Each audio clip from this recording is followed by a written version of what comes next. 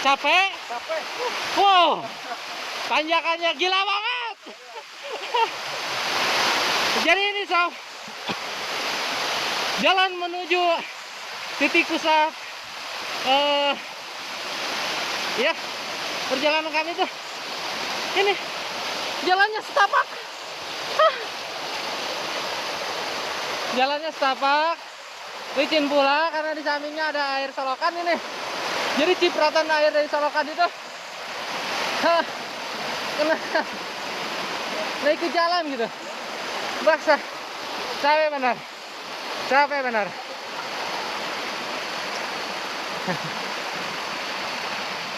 Punten Pak. Banyak. Perjalanan untuk nyampe ke situ Muka Payung itu luar biasa, ekstrim, ekstrim banget, asli. Jalan licin ya, saya beberapa kali sampai terpleset itu, ya. Keinget kayak gini, mantap.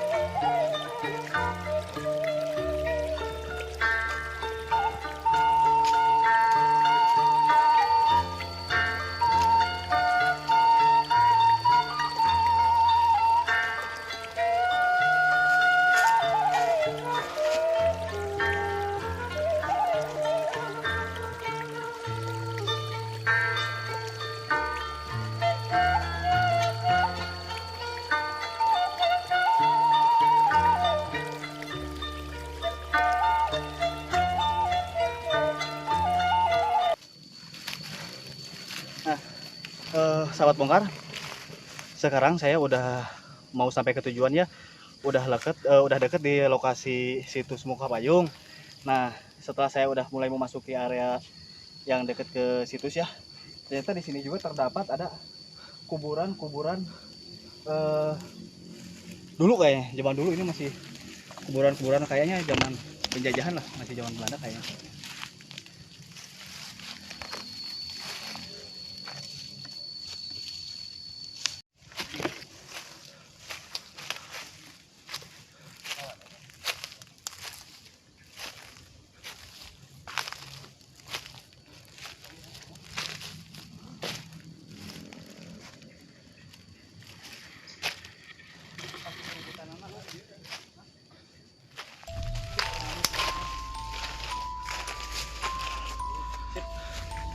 Nah, sahabat bongkar, akhirnya kita sampai juga di tujuan.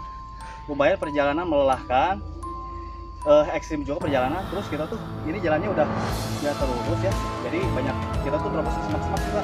Nah ini ayo ikuti saya.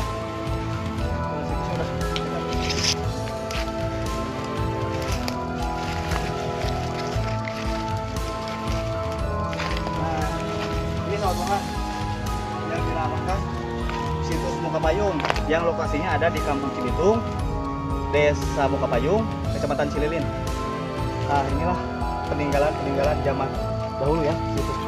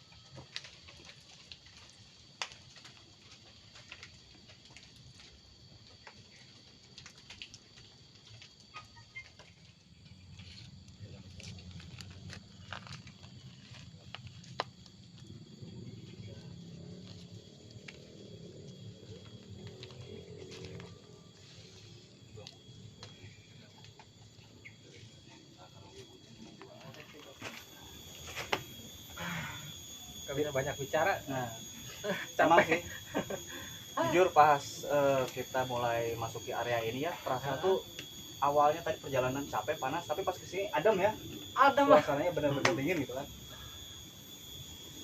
Gimana kesan pas sampai di lokasi sini, Sobari? Kesannya itu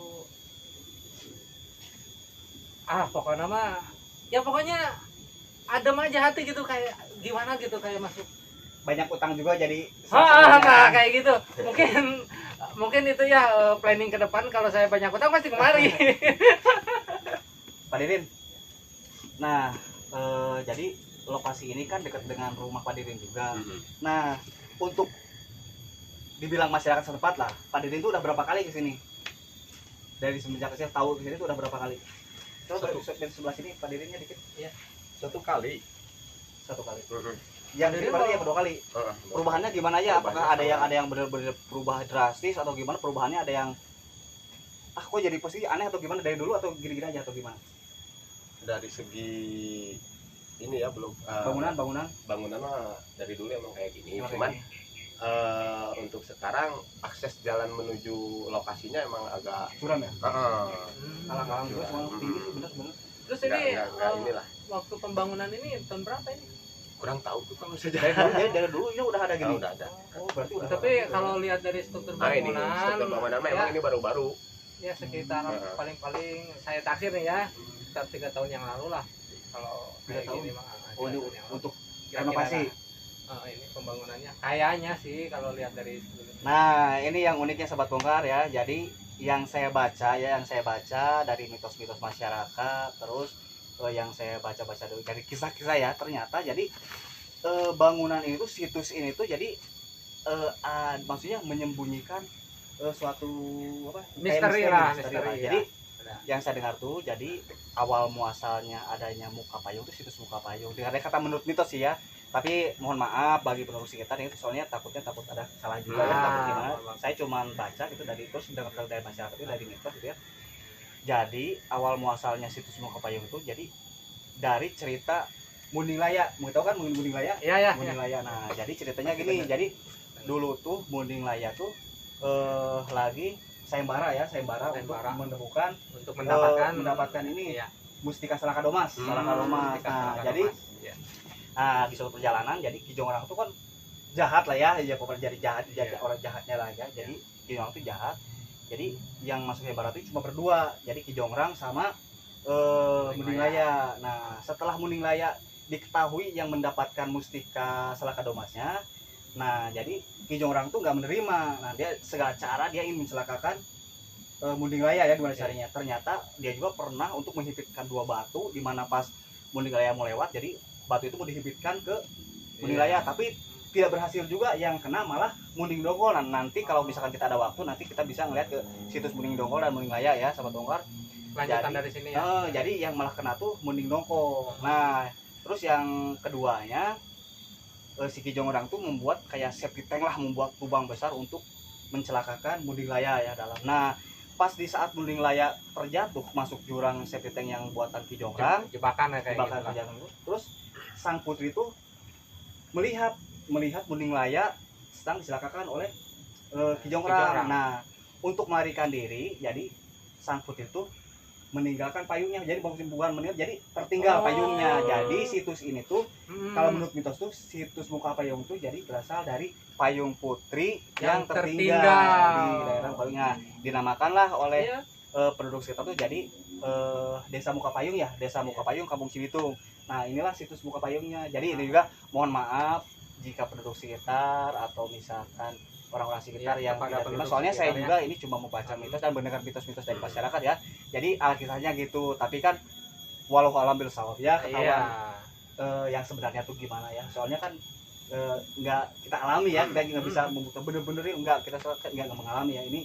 Jadi nah, perlu diketahui juga sebenarnya kita perlu mengetahui misalkan sejarah-sejarah dari situs, dari sejarah-sejarah dulu lah ya. Soalnya kadang-kadang orang tuh berpandangan, wah situs tuh cuma di mana, ternyata di Bandung Barat termasuk di Silidin, di Gunung Halu, di Silidin, di Cipoko, terus masih banyak situs.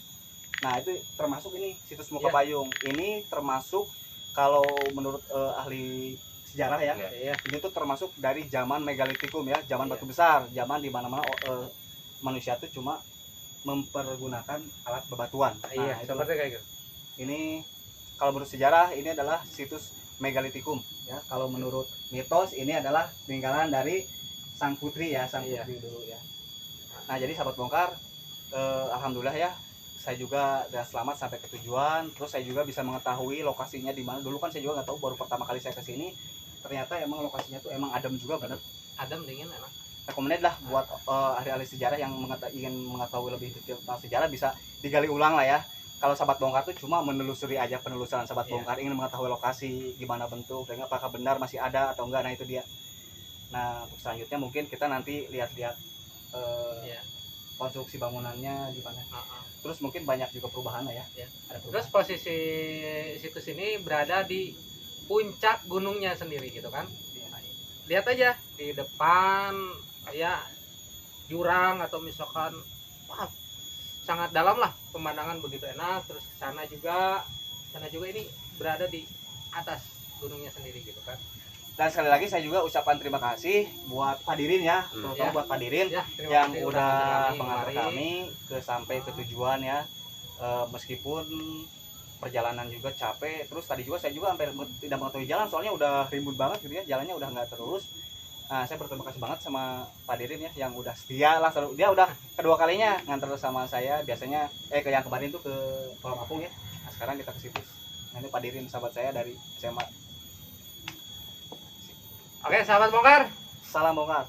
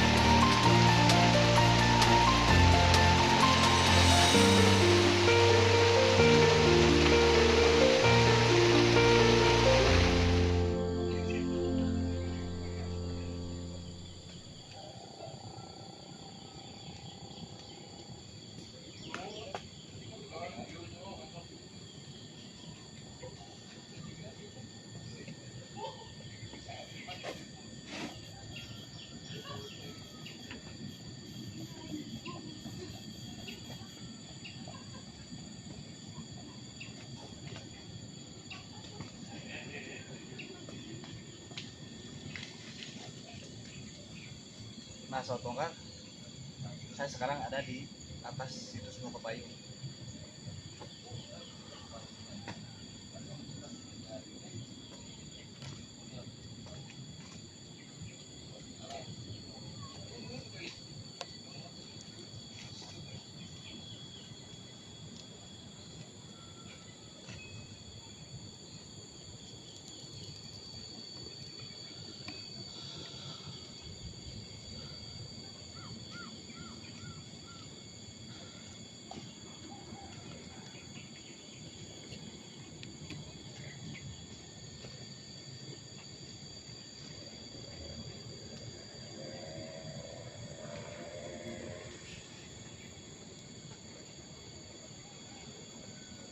Nah, sahabat bongkar, setelah tadi kita penelusuran ke situs Muka Payung, nah tadi kan saya jadi dari situs Muka Payung itu sebenarnya berkaitan ke situs Munding Laya ya.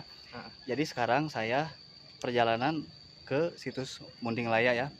Sebenarnya udah deket juga, saya udah deket ya, udah deket ke lokasi. Jadi sebentar lagi saya akan coba kasih gambarannya situs Munding Layanya gimana. Nah, bersama Sob Adi kita lanjut yuk. Lanjut. On.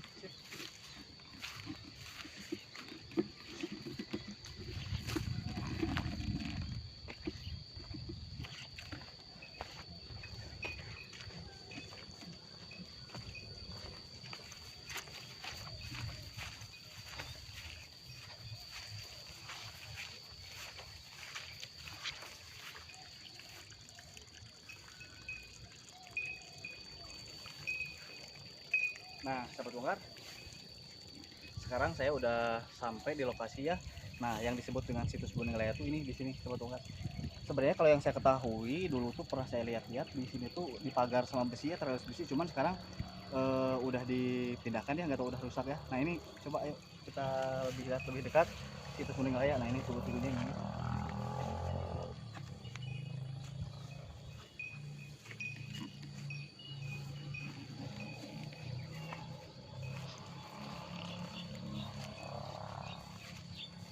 Ambil kali dulu.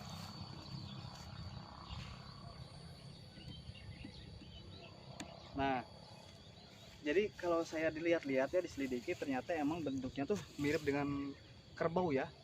Batunya mirip dengan kerbau. Nah, munding itu jadi kerbau, bahasa Sundanya tuh munding, munding. Kerbau ya. Inilah hampir mirip dengan munding kerbau. Jadi ini Muning Laya. Yang disebut Muning Laya tuh ini ya.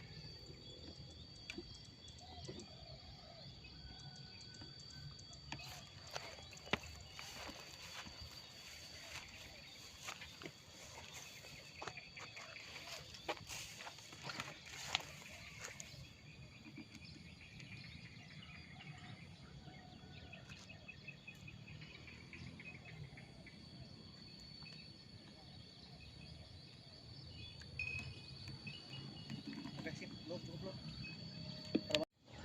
Oke sahabat bongkar, berakhir sudah ya penelusuran kami dari situs Muka Payung. Terus kita jalan lagi ke ini, ke situs Muning Laya ini. Yang disebut Muning Laya itu ini ya, banyak kok beredar konon-konon mitosnya atau apa segala macam di masyarakat ya. Menurut masyarakat ini misteri. Nah, Ya, jadi sahabat bongkar, video kali ini cukup sekian saya. Jadi video ini penelusuran situs Muka Payung sama Muning Laya. Nah, Ya. kami pun juga udah merasa kecapean. Jadi udah aja lah, cukup sekian ya buat Oke. pengambilan situs Muka Payung sama Muning Ya. Laya. Sekali lagi pokoknya jangan lupa like, komen, subscribe. oke, channel Ya. sahabat bongkar. Uh-uh. Dan harus diingat ya, subscribe itu gratis. Iya. Jadi semakin banyak subscribe, semakin memberi motivasi buat kami semangat untuk membuat konten-konten yang lebih asik, lebih seru. Mungkin kedepannya kami akan menguak-nguak tentang sejarah ya, tentang situs-situs sejarah, tentang mitos-mitos dari masyarakat ya. Ya udah, assalamualaikum warahmatullahi wabarakatuh. Salam bongkar. Salam bongkar.